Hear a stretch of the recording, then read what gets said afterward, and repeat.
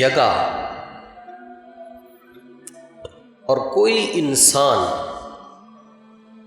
اس موضوع کی حاجت سے بری نہیں ہے، کیونکہ امر بالمعروف و نہی عن المنکر یعنی نیکی کا حکم دینا، برائی سے منع کرنا، یہ اسلام کا جو اصلاح کا مشن ہے، انفرادی اور اجتماعی، کیونکہ انسان فرد واحد کی اصلاح بھی چاہتا ہے اور پھر اس کے ساتھ ساتھ معاشرے کی اصلاح بھی چاہتا ہے، تو یہ امر بالمعروف و نہی عن المنکر، نیکی کا حکم کرنا، برائی سے منع کرنا، یہ اس اسلام کے مشن کے دو بازو ہیں۔ اور کوئی بھی شخص اپنے آپ کو یہ نہیں کہہ سکتا کہ میں اصلاح سے بری ہوں، میری جتنی اصلاح ہونی تھی وہ ہو گئی، اب مجھے اصلاح کی حاجت نہیں ہے۔ ہر انسان کو اصلاح کی ضرورت ہے،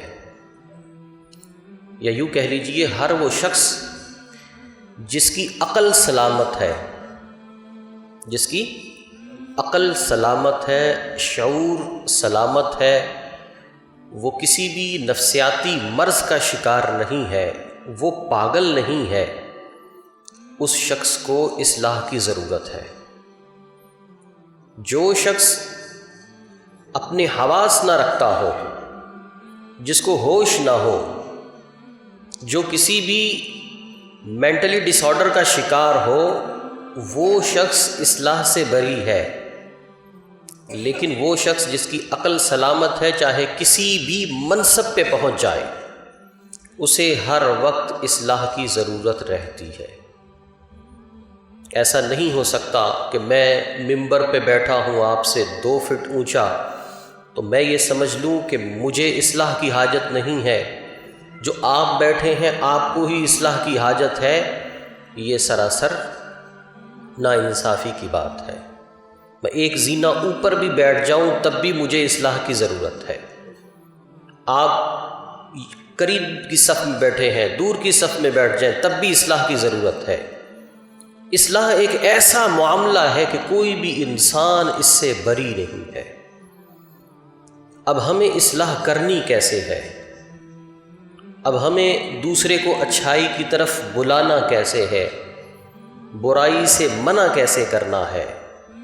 یہ چیزیں بہت زیادہ سیکھنے کی ہیں۔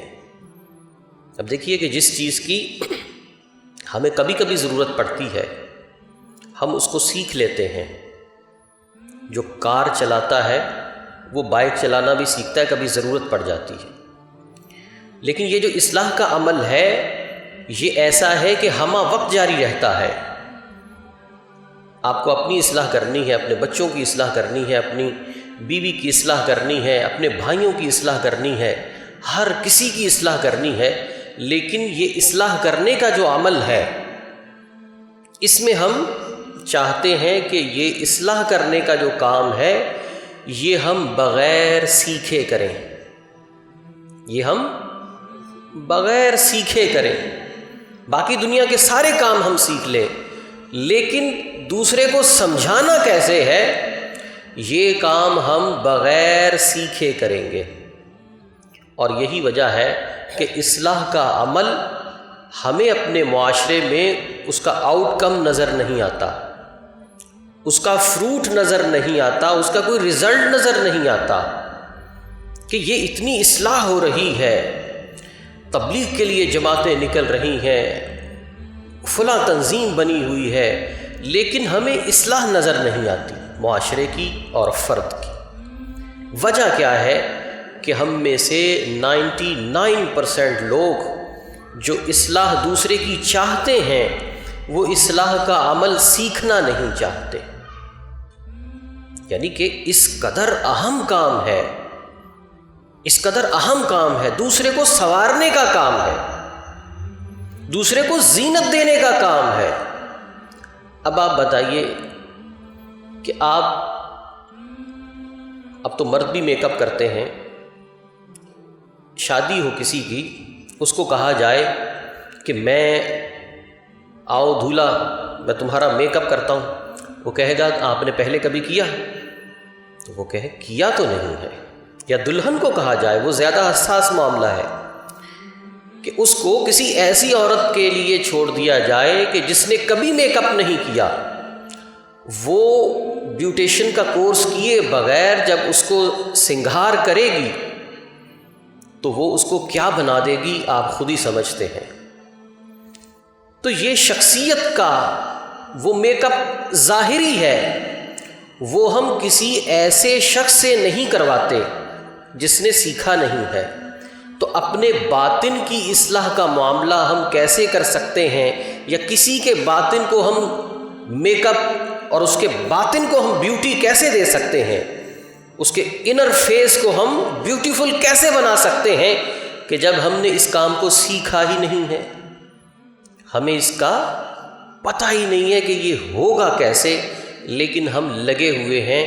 تو جیسے بغیر بیوٹیشن کا کورس کیے ہوئے خود سے میک اپ کرنے والے کا شخص جو ہے وہ دوسرے کا حلیہ بگاڑ دے گا، ایسے ہی بغیر اصلاح کا عمل سیکھے ہوئے شخص جب دوسرے کی اصلاح کرنے لگتے ہیں وہ اس سے پہلے سے زیادہ باغی کر دیتے ہیں، وہ اس کو دوسرے سے زیادہ، پہلی کنڈیشن سے زیادہ اس کو باغی کر دیتے ہیں، اب بجائے لینے کے دینے پڑ جاتے ہیں۔ مجھے کسی سبجیکٹ کے بارے میں کچھ پتہ نہ ہو، میں کہوں مجھ سے آپ انجینئرنگ کے سوال کیجئے، تو میں کیا پھر اس کے جواب دوں گا، یہ آپ خود ہی سمجھتے ہیں۔ تو اسی طرح جو اصلاح کا عمل ہے یہ سیکھنا بہت ضروری ہے۔ نبی مکرم صلی اللہ علیہ وسلم جنہوں نے اصلاح کا وہ مشن برپا کیا، حضور سرور کائنات صلی اللہ علیہ وسلم نے اصلاح کا وہ مشن برپا کیا کہ وہ لوگ جو کفر کے اندھیروں میں گرے ہوئے تھے، قیامت تک کی انسانیت کے لیے اللہ کے حبیب نے ان کو ایسا اصلاح کا سنگھار کیا کہ وہ جو خود کفر کے اندھیروں میں گرے ہوئے تھے وہ قیامت تک آنے والی انسانیت کے لیے نور کے مینارے بن گئے، ہدایت کے مینارے بن گئے۔ کس چیز کا کمال ہے کہ اصلاح کرنی آتی ہے، اصلاح کا کام انہیں اللہ نے سکھا دیا ہے۔ اب ہمیں حضور علیہ السلام سے اصلاح کا عمل سیکھنا ہے۔ اپنی اصلاح کے بعد دوسروں کی اصلاح کی طرف جب بندہ بڑھتا ہے اور وہ ان میئرز کو یوز کرتا ہے، ان قواعد اور ضوابط کو استعمال کرتا ہے جو حضور علیہ السلام نے اصلاح کے معاملے میں ارشاد فرمائے ہیں، تو پھر رزلٹ بہت اچھا نکلتا ہے۔ نبی کریم علیہ السلام نے فرمایا جس نے کسی کی اصلاح سب کے سامنے کی، یا پہلے بھی سن چکے، تو اس نے اس کو رسوا کیا، اور جس نے اس کو تنہائی میں سمجھایا اس نے اپنے بھائی کو زینت دی۔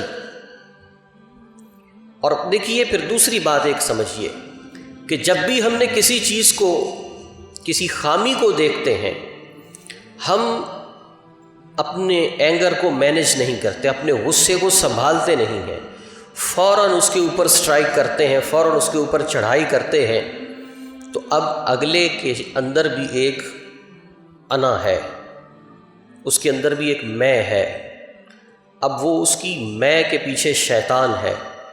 اب آپ اس کو جب کہتے ہیں بغیر سوچے سمجھے غصے میں آ کر کہتے ہیں تو وہ ری ایکشن میں اس کا ڈبل رپلائی کرتا ہے۔ اس لیے صوفیہ فرماتے ہیں کہ کسی کو